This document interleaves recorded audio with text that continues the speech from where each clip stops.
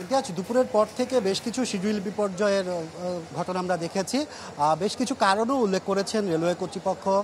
খুদ মন্ত্রী, যিনি রেলমন্ত্রী, তিনি এসেছিলেন আজকে পরিদর্শন করতে। তিনি এসে বলেছেন যে রেল ক্রসিং সহ দূরত্বের কারণে এই শিডিউল বিপর্যয়গুলো হচ্ছে। এর বাইরেও যদি বলে রাখি যে আজকে যেহেতু প্রাকৃতিক একটি ঘটনা ঘটেছে, বৃষ্টির পাতের কারণেও রেলওয়ে কর্তৃপক্ষ যেটা বলেছে, রেলপথের বিভিন্ন জায়গায় গাছ ভেঙে পড়ে, সে কারণেও কিন্তু রেলগুলো কমলাপুর আসতে দেরি হয়। সে কারণে কিন্তু বেশ কয়েকটি ট্রেন আজকে দেরিতে এখান থেকে ছেড়েছে। আর সর্বশেষ কিছুক্ষণ আগে যে চিত্রটি আমরা প্রতি বছরেই দেখি, সেই একই চিত্র আজকেও আমরা দেখেছি যে কি দ্রুতযান এক্সপ্রেস কিছুক্ষণ আগে ছেড়ে গিয়েছে দিনাজপুর সহ রাজশাহীর উদ্দেশ্যে। সেই ট্রেনটিতে আসলে উপচে পড়া মানুষের ভিড় ছিল। অনেকে টিকিট ছাড়া সেখানে যাত্রা করেছেন, যাদের টিকিট ছিল তারাও কিন্তু উঠতে পারেনি। এই ধরনের বেশ কিছু অভিযোগ আমাদের কাছে এখানে এসেছে। আর অনেকের কাছে টিকিট থাকার পরও তারা অনেক চেষ্টা করে ছুটতে পারেনি, কিন্তু জানলা দিয়ে তারপরে দরজায় যেভাবে তারা ঠেলাঠেলি করে উঠে, সেই একই দৃশ্য কিন্তু আজকেও আমরা দেখতে পেরেছি। বিগত বেশ কয়েক বছর ঈদের শেষ মুহূর্তের যে যাত্রাটি হয়, যেহেতু আজকে বৃহস্পতিবার, আজকে মানুষের যে কর্মদিবস, শেষ কর্মদিবস ছিল, কালকে থেকে তারা মূলত ঈদের ছুটিতে যাচ্ছে।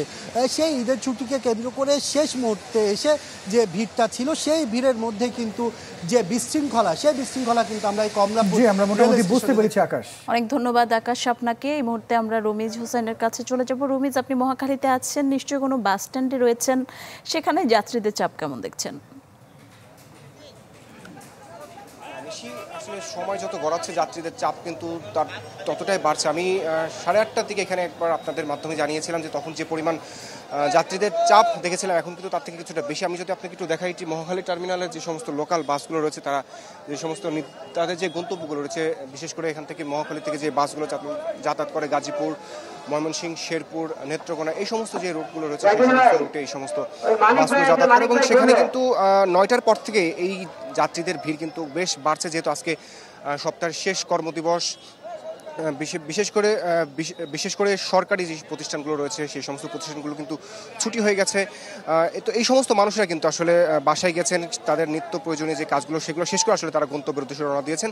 তবে এখানে যারা কাউন্টার কর্তৃপক্ষ রয়েছেন এবং যারা বাস সংশ্লিষ্ট রয়েছেন, তারা বলছেন আসলে এটা কিন্তু তাদের যে প্রত্যাশিত যাত্রী, সেই ধরনের যাত্রী আসলে তারা পাচ্ছে না। তারা ধারণা করছেন হয়তো শনিবার দুপুরের পর থেকে যখন গার্মেন্টস এবং অন্যান্য যে সমস্ত বেসরকারি যে প্রতিষ্ঠানগুলো রয়েছে সেই প্রতিষ্ঠানগুলো বন্ধ হয়ে যাবে, তখন হয়তো তাদের যে প্রত্যাশিত যাত্রী, তারা বলছেন যে ঠিক সেই রকম তারা যাত্রী পাবে। তবে এখানে একটি অভিযোগ কিন্তু সেটা সচরাচর সবসময় হয়ে থাকে, আমরা দেখে থাকি ঈদকে সামনে রেখে আসলে ঈদের যাত্রাকে কেন্দ্র করে এক ধরনের বাড়তি ভাড়া নেওয়ার অভিযোগ কিন্তু আমরা যাত্রীদের কাছ থেকে সবসময় শুনে থাকি। তো এই বিষয়ে কাউন্টার যারা চালায়, যারা কাউন্টার মাস্টার বা তাদের সেখানে যুক্তি হচ্ছে, যেহেতু বাসগুলো তাদের যে সমস্ত গন্তব্যে যায়, সেই গন্তব্যের থেকে যখন ফিরে আসে তখন তারা অনেকটা খালিভাবে আসে এবং আসনগুলো খালি রেখে আসতে হয়, সেই কারণে তারা আসলে কিছুটা বেশি ভাড়া নিয়ে থাকে। তবে এখানে যে সমস্ত লোকাল বাসগুলো রয়েছে সেই সমস্ত বাসগুলোতে আমরা যাত্রীরা যারা রয়েছেন তারা সেখান থেকে আসলে এই ধরনের অভিযোগগুলো পেয়ে থাকছি। এছাড়া অন্যান্য যে সমস্ত পরিবহনের যে বাসগুলো রয়েছে, যেগুলো টিকিটের মাধ্যমে সরাসরি যাতায়াত করে, সেখানে কিন্তু সেই ধরনের কোনো অভিযোগ নেই। এখন পর্যন্ত যারা আসলে অনেকটা স্বস্তি নেই, সে ধরনের উপচে পড়া ভিড় নেই, স্বস্তি নেই, তারা আসলে ঈদ যাত্রা সম্পূর্ণ করতে পারছে। ইমতিয়াজ, দেখুন আসলে দুপুর থেকে কিন্তু ঢাকা টাঙ্গাইল মহাসড়কের চন্দ্রামুরকে কেন্দ্র করে যানবাহনের যে দীর্ঘ সারি সেটি লক্ষ্য করা গেছে।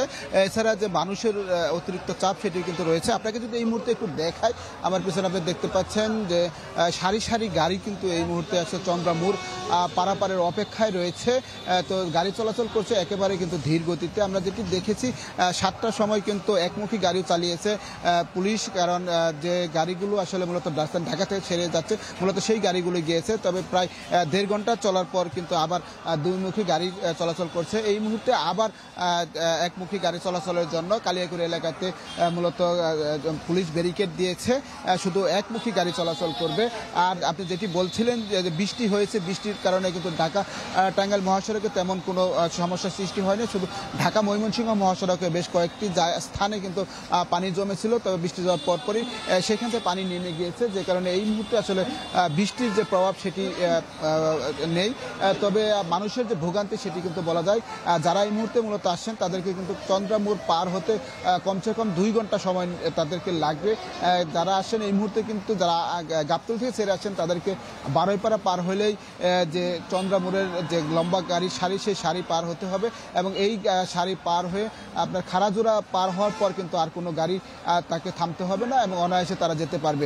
তো আমরা পুলিশের সাথে কথা বলেছি, তারা যেটি বলছে এই যানজট নিরসনের জন্য 3 স্তরের নিরাপত্তা ব্যবস্থা তারা গ্রহণ করেছে।